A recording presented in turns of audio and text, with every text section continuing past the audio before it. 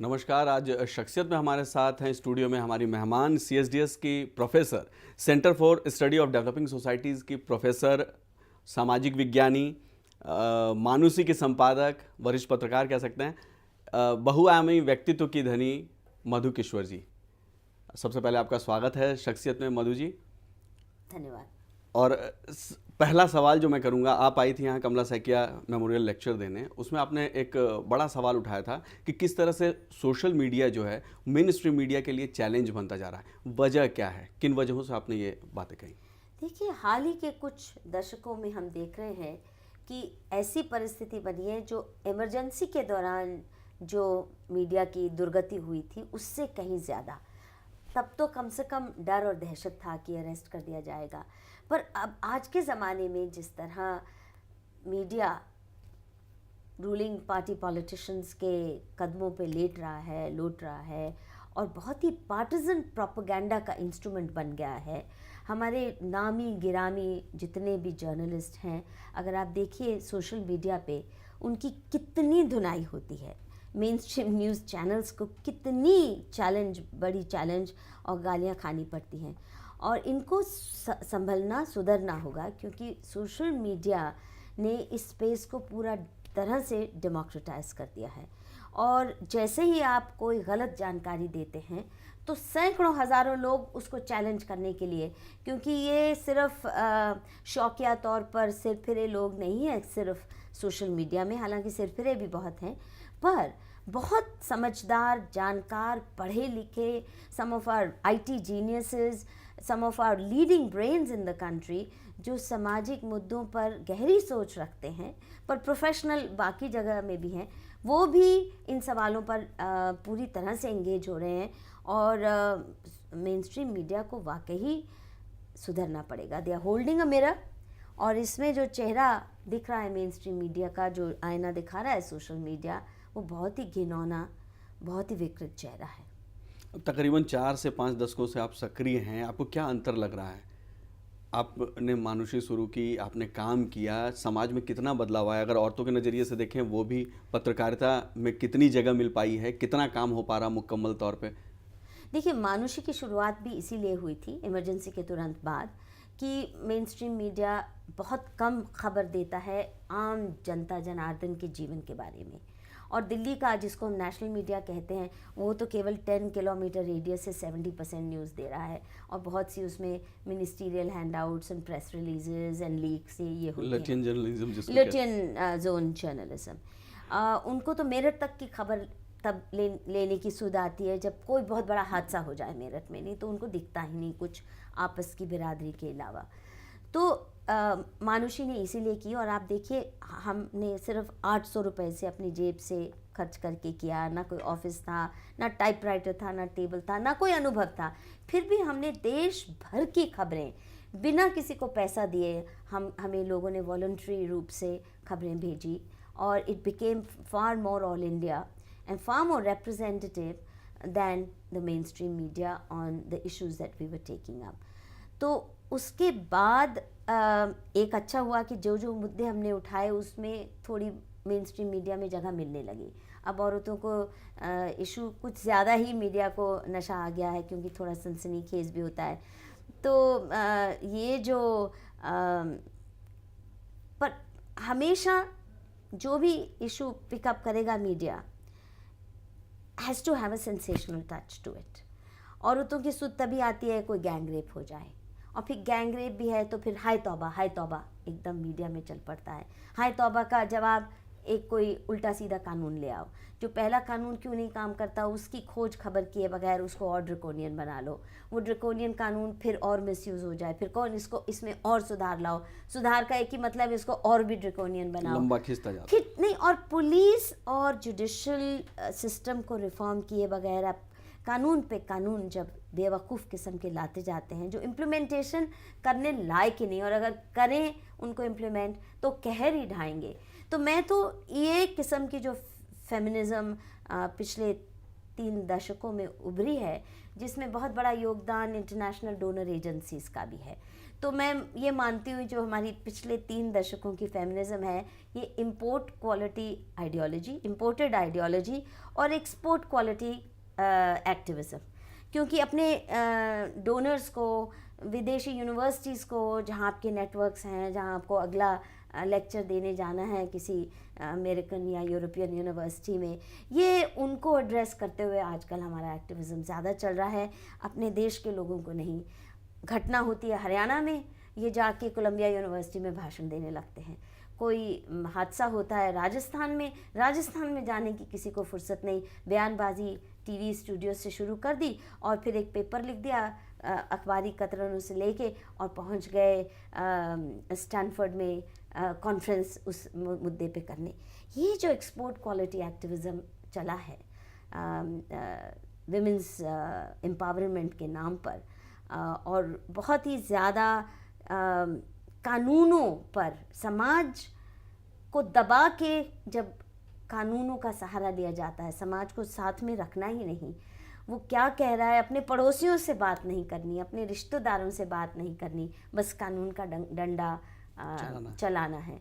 तो मेरा तो एक पूरा क्रिटिक है इन सवालों पे। एक किताब है मेरी, जेलस रिफॉर्मर्स डेडली लॉज, जो सेज ने पब्लिश की है, कि ये बहुत ही गहर ढाने वाले कानून हैं और ये एक्टिविज़म भी समाज में इन इश्यूज़ पे बहुत बैकलैश और गुस्सा पैदा कर रहा है। इशारे में आपने बहुत बड़ी बात कही है कि किस तरह से एक्सपोर्ट क्वालिटी वाली एक्टिविज्म हो रही है, इंपोर्ट किया जा रहा है आइडिया वहाँ से, आइडियोलॉजी बाहर से और एक्टिविज्म माई बाप वहाँ है, पैसा वहाँ से आना है। या भारत सरकार ने भी आजकल एनजीओज को बहुत मैं तो कहती हूँ जो एनजीओफिकेशन भारत सरकार का यूपीए गवर्नमेंट ने करवाया है, ये भी बहुत जालिम, इसके भी रिजल्ट्स हैं।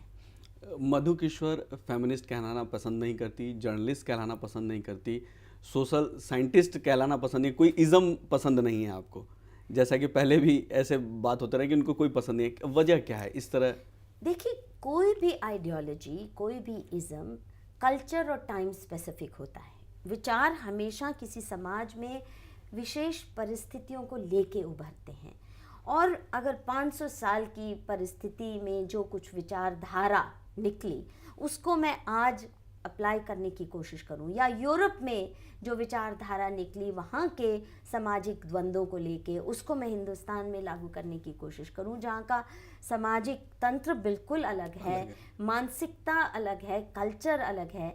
जब तक आपके एक्टिविज़म या आपके विचार, आपकी खुद की पर्सनालिटी उस देश में जड़ें आपकी है ही नहीं, ना उसके कल्चर में, ना उसके खान पान में, ना उसके रहन सहन में, ना उसकी आकांक्षाओं से, तो फिर आपका एक्टिविज़म सिर्फ किताबी है, और तभी तो एक्सपोर्ट क्वालिटी है। और मीडिया उसको तूल ना दे तो समाज में उसका असर नहीं दिखता जिस किस्म का होना चाहिए, जिस किस्म का शोर शराबा है एक्टिविज़म के नाम पे, एनजीओज़ के नाम पे।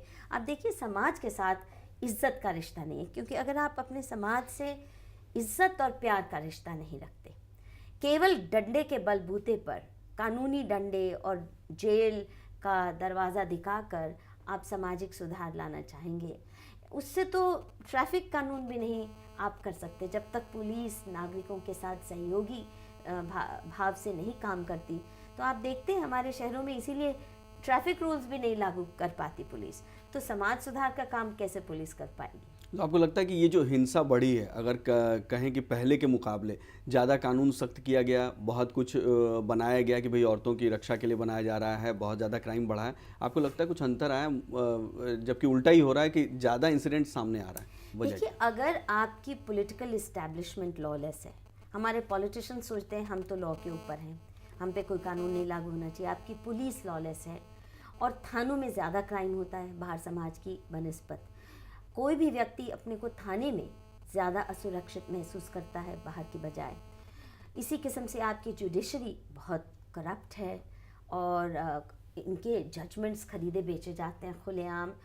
इनएफिशिएंट तो है ही, करप्ट ना भी हो, और सिस्टम है कि अच्छे लोगों को, चाहे वो जुडिशरी में हो, और नेक व्यक्तियों की कमी नहीं है, ना पुलिस में, ना अफसरशाही में, ना पॉलिटिक्स में, पर आपकी सिस्टम्स को, आपकी इंस्टीट्यूशंस को इतना जर्जर कर दिया है, जैसे एड्स वायरस घुन की तरह खा जाता है किसी भी शरीर को, इसी तरह से करप्शन ने और क्राइम की पॉलिटिक्स ने हमारी सारी इंस्टीट्यूशंस को जर्जर कर दिया। दूसरा, हमने आज़ादी के बाद वही कॉलोनियल ढांचा रखा जो गवर्नेंस अकाउंटेबल नहीं है, हुक्मरान के इशारे पे चलती है और जनता के ऊपर सिर्फ तानाशाही का रिश्ता रखती है। तो जब तक ये नहीं आप बदलेंगे, गवर्नेंस का स्वरूप नहीं बदलेंगे, इसको people friendly, people centric, people service oriented नहीं बनाएंगे, तब तक ये होगा ही होगा। बड़ी खाई बनी हुई है, बहुत खाई है। We are at war with our government all the time.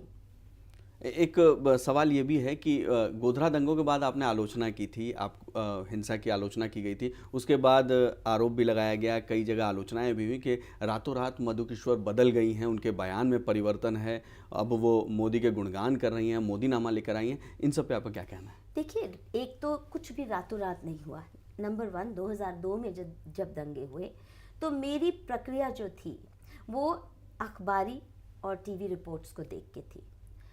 हालांकि मुझे मालूम था कि मेन स्ट्रीम मीडिया को आप बहुत ज़्यादा ट्रस्ट नहीं कर सकते, फिर भी उस माहौल में मैं क्योंकि गुजरात जा नहीं सकी, तो मेरा जो रिस्पॉन्स इमीडिएट था वो यही था कि शायद सरकार की मिली भगत है, और गवर्नेंस तो कहीं फेलियर होता है, पुलिस का कहीं फेलियर था ही, इसमें कोई दो राय नहीं है।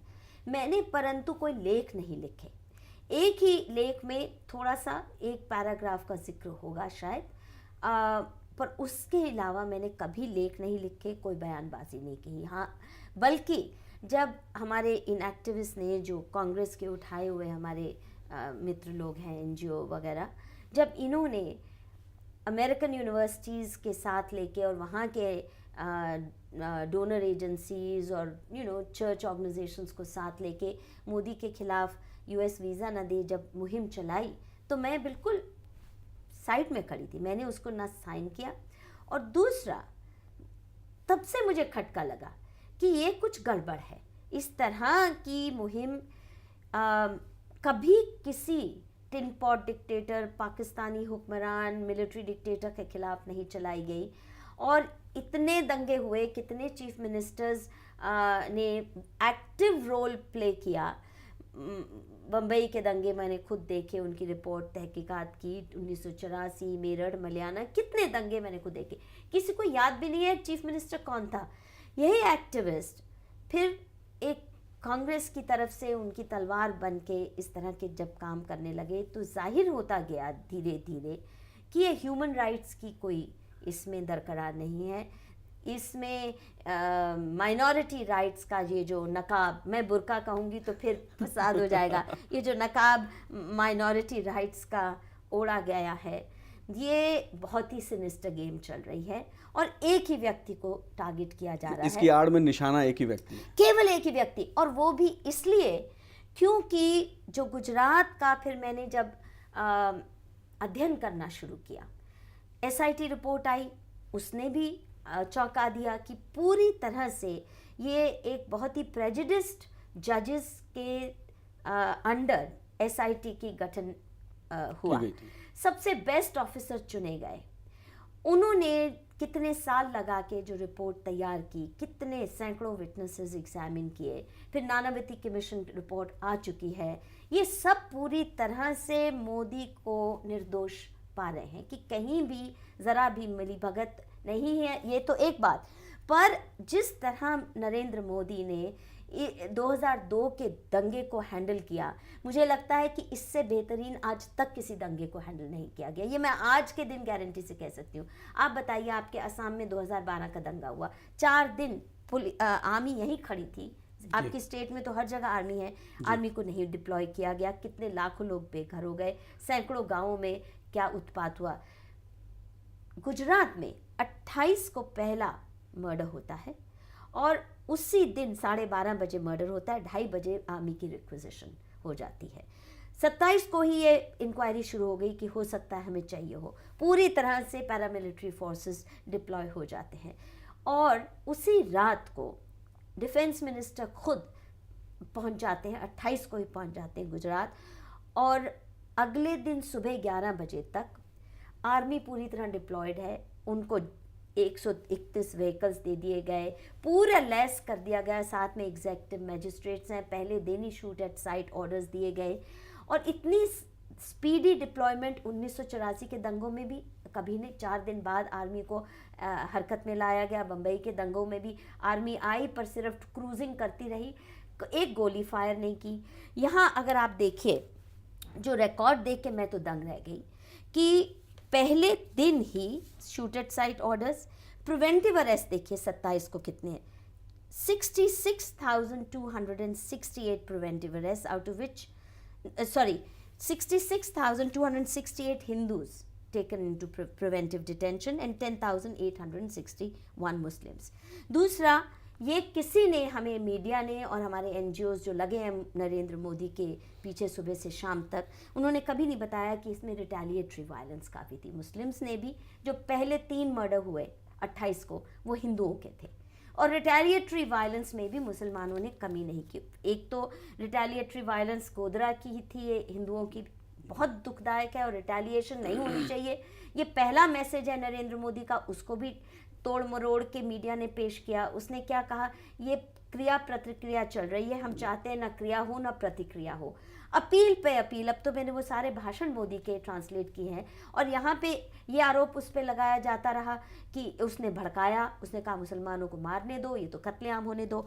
फिर आप देखिए arrest for crimes, 16,125 Hindus, 7,234 Muslims. ठीक है, कर्फ्यू पहले दिन से थानों में लगना शुरू हो गया, शूट एट साइट ऑर्डर्स हैं, बुलेट्स फायर्ड।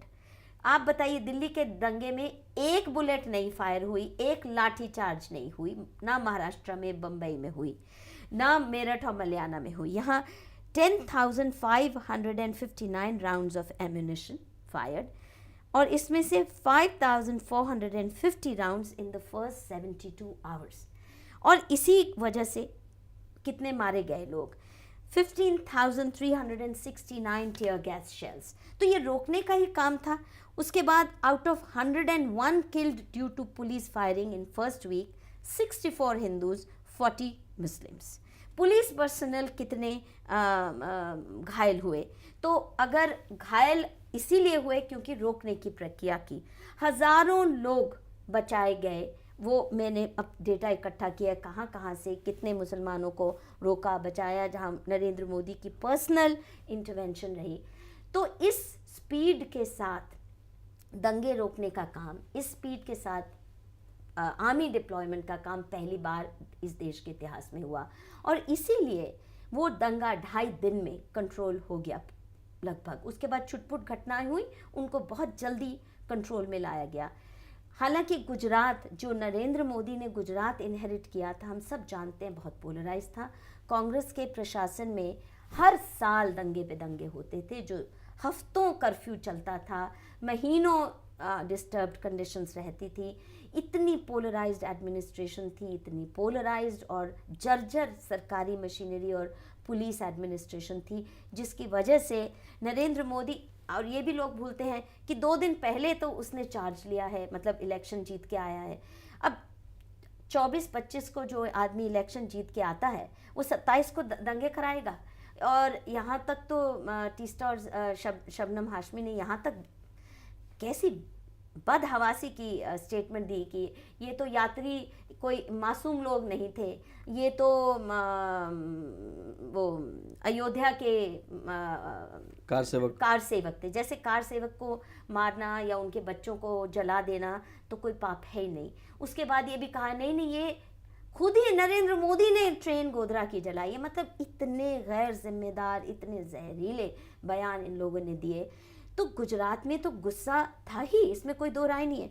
समाज पोलराइज था ही और दोनों तरफ से हिंसा होती रही है। देखिए, अगर आप गुजरात के दंगों में जाएं और समाज का विश्लेषण करें, कोई भी आपको बताएगा हिंदू भी मुसलमान के इलाके में जाने से उतनी दहशत उन दिनों खाता था। प्री नरेंद्र मोदी डेज जितनी मुसलमान हिंदू इलाके में आने से, ये एक तरफा नहीं एक तरफा नहीं, जाहिर अब 12 साल एक दंगा नहीं हुआ, अक्षरधाम के बावजूद कोई डिस्टर्बेंस नहीं होने दी, उसके साथ सीरियल ब्लास्ट हुए, कोई डिस्टर्बेंस नरेंद्र मोदी, क्योंकि उसने प्रशासन पे अब पकड़ कर ली। वो नया आया, उसको पता भी नहीं था प्रशासन में कौन क्या है, सिर्फ 100 दिन हुए थे उसको। तो मधुकिश्वर सच्चाई के लिए लड़ाई कर रही हैं, ये धर्मयुद्ध है सच्चाई का। Modi is incidental.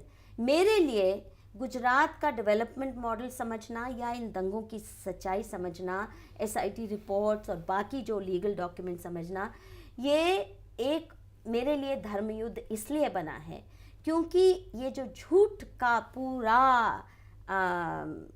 खड़ा किया है आडंबर इतना बड़ा, ये खाई है, दलदल है, आडंबर है, क्या कहूँ, ये इस देश की डेमोक्रेटिक इंस्टीट्यूशंस को सबवर्ट करने का है। इस दौरान जिस तरह जुडिशरी को मैनिपुलेट किया गया, जिस तरह जजेस से लिटरली इन एक्टिविस्ट ने अपने मनमर्जी के ऑर्डर सुप्रीम कोर्ट जजेस तक से लिखवाए, जो compromised track record justice Aftab Alam का है, उनके ऊपर कितने चार्जेस हैं करप्शन के भी, और उनका पार्टिजन एटीट्यूड, टीस्टा के खर्चे पर फॉरेन ट्रिप्स कर रहे हैं। इस तरह जुडिशरी को हर जगह पे, CBI को, IB को जिस तरह मैनिपुलेट किया जा रहा है केवल और केवल एक नरेंद्र मोदी को फंसाने के लिए, तो ये हमारी डेमोक्रेसी के साथ बहुत बड़ा षड्यंत्र है, उसको अंडरमाइन करने का। Narendra Modi for me is not important, important is the subversion of India's democracy, और यहाँ अलगाववाद पैदा करना, हिंदू और मुसलमान के बीच में खाई को बढ़ाना। अब वहाँ पे मोदी पहले दिन से, मैंने उनकी स्पीचेस पहले दिन की पढ़ी, 2001 की बहुत सी, 2002 की, समरसता की बात कर रहे हैं पहले दिन से, 5 करोड़ गुजरातियों की बात कर रहे हैं। कभी उन्होंने एक दिन भी हिंदू मुसलमान को अपील नहीं की, इस कास्ट को अपील नहीं की, उस कास्ट को नहीं की। सबका साथ सबका विकास, ये नारा पहले दिन से दिया।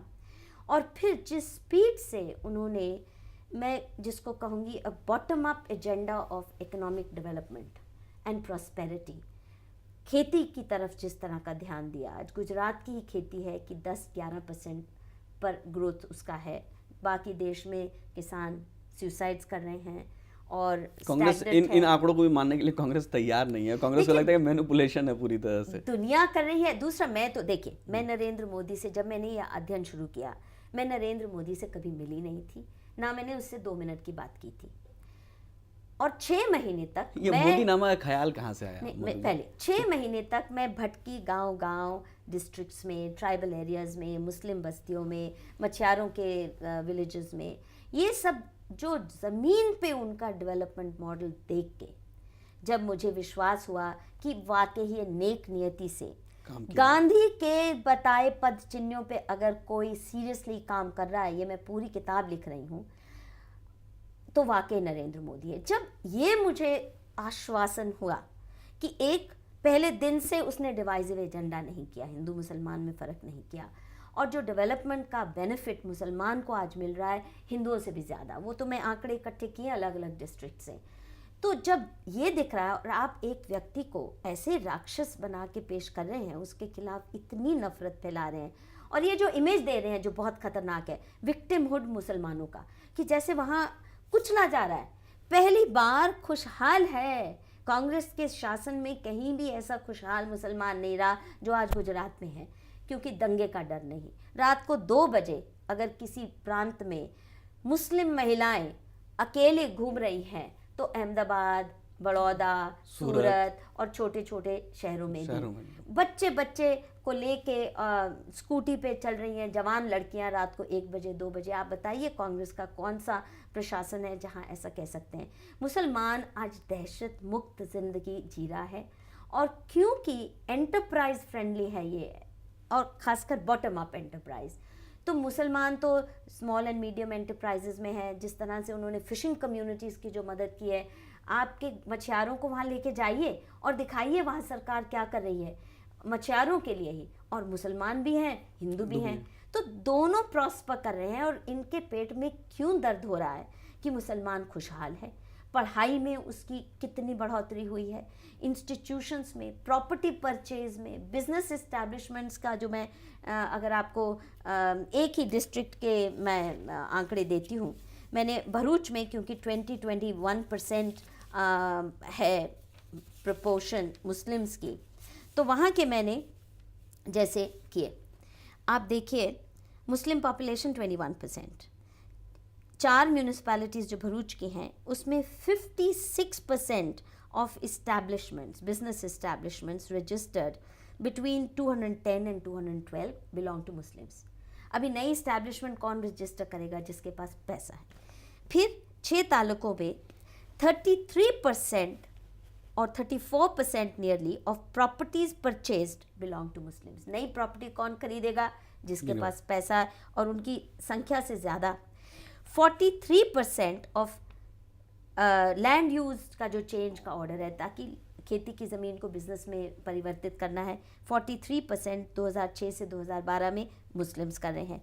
New vehicles purchased 27% of total purchase of motor vehicles, और ये भारी संख्या में खासकर जो बड़े व्हीकल्स हैं, truck and autos and commercial vehicles, Muslims. 66% of hotel licences between 209 and 12 issued to Muslims. ये बता रहा है, ये आंकड़े बता रहे हैं कि मुसलमान पिट रहे हैं, मर रहे हैं, कुचले जा रहे हैं, वाकई प्रॉस्पर कर रहे हैं। और मुझे खुशी है कि हमारे मुसलमान भाई वाकई सबका साथ सबका विकास के स्लोगन, लगातार जीतने के पीछे वजह भी यही है कि आप सिर्फ एक कम्युनिटी को खुश करके बार बार सत्ता में नहीं आ सकते। ये अपने आप में एक सच है। बिल्कुल। और वहाँ अलगाववाद खत्म हुआ है। ये लोग कहते हैं, मीडिया हमें बताता है, बार बार रिपीट करते हैं, मोदी पोलराइजिंग फिगर है। पोलराइज उसने किसको किया? भ्रष्टों को एक तरफ, उसने भ्रष्टाचारी राजनीति को एक तरफ करके पोलराइज कर दिया नेक। इसी किस्म से उसकी एडमिनिस्ट्रेशन में मैं पूरा ब्यौरा लेके आई हूँ। मधु जी, एक सवाल यहाँ ये उठता है, लग रहा है कि आपने तथ्यों को जुटाया है, आपने बड़ी मेहनत की है, लेकिन लोकायुक्त जो बनाया जा रहा है, लोकायुक्त को लेकर जो विवाद शुरू हुआ है, क्या वजह है कि अब वो मोदी के शासन में लोकायुक्त तो बनना नहीं चाहते? नहीं, वो भी बड़ी मिस्चिफ है और मीडिया मिस्चिफ है। देखिए, परसों आपने देखा हर अखबार में केवल एक तरफी जस्टिस मेहता की बयान आई। शुरू कैसे होता है? नरेंद्र मोदी ने जब लोकायुक्त करना था अपॉइंट, तो उन्होंने हाई कोर्ट चीफ जस्टिस को, जो कि प्रोसेस है कि आप पैनल ऑफ नेम्स दीजिए, कौन से जज आप दे। 3 नाम सुझाए गए, उसमें से एक चुना गया, और ये भी चुना जाता है leader of opposition, chief minister और चीफ जस्टिस। ये 3-4 व्यक्ति मिलके कंसेंसस से एक नाम चुनते हैं उस पैनल से, वो चुना गया।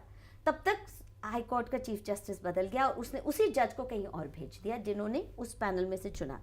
और फिर आर्बिट्रेरली गवर्नर आर्बिट्रेरली एक व्यक्ति को अपॉइंट कर देती है, जस्टिस मेहता को।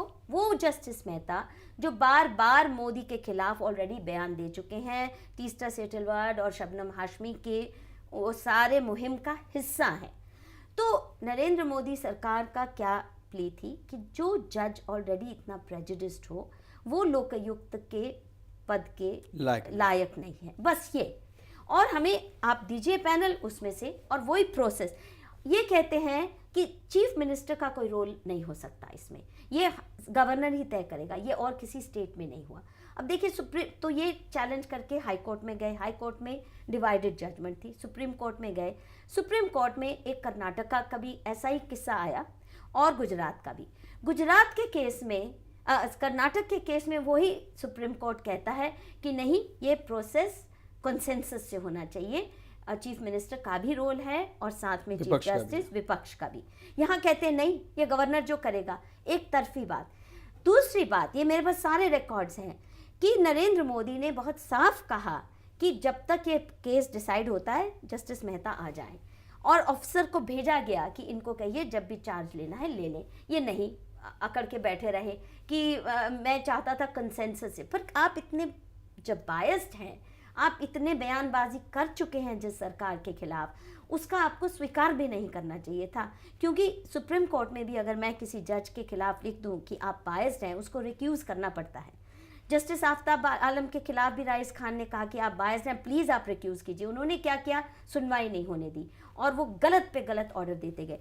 तो इसमें बेईमानी केंद्र सरकार की और गवर्नर की, और मिसचिफ जो किया यूपीए ने या कांग्रेस पार्टी ने इसमें, और मीडिया ने उस मिसचिफ में पूरा साथ दिया कि उनकी जो जायज़ भी शिकायतें हैं उसको कभी मीडिया ने उतनी अहमियत नहीं दी, उसको प्रिंट भी नहीं किया, केवल एक तरफी बात। पूरी तरह से पूर्वाग्रह से ग्रस्त है मीडिया जी। और कांग्रेस पार्टी का पूरा इंस्ट्रूमेंट बन के, उनकी तलवार और ढाल के रूप में जब नेशनल मीडिया काम करने लगेगा तो शुक्र है सोशल मीडिया है, शुक्र है सब ये बातें सोशल मीडिया के ज़रिए कम से कम फैल रही हैं।